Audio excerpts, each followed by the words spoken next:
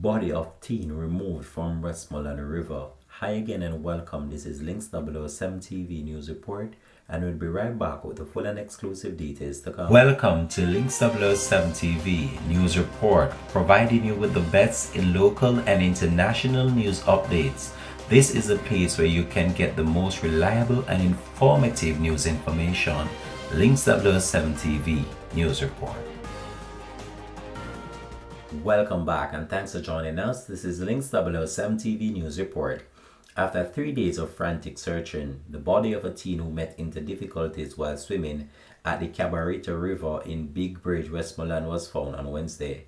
He has been identified as 18-year-old John I. Jr. McCoy of Manchester address. Zone 4 Commander for the Little London and the Negril Police Division, Deputy Superintendent of Police Sanjay Mitchell told reporters that McCoy's body was retrieved.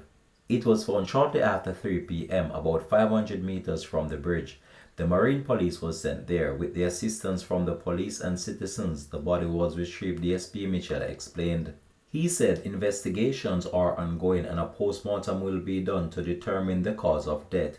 However, no marks of violence was found on the person. McCoy's mother, Denise Morgan, said that while the situation has left her traumatized, she is grateful to the Big Bridge community who worked tirelessly to find her son's body. I am grateful. I am happy that I got my son's body to bury, and thank you everyone, including the ladies of Big Bridge, Morgan said to reporters on Wednesday evening. His cousin Floyd Soldier Simmet is also praising the fishermen who helped to find McCoy's body. Community members were relieved but saddened for the loss of life. This has been Links 007 TV News Report. Thanks for watching.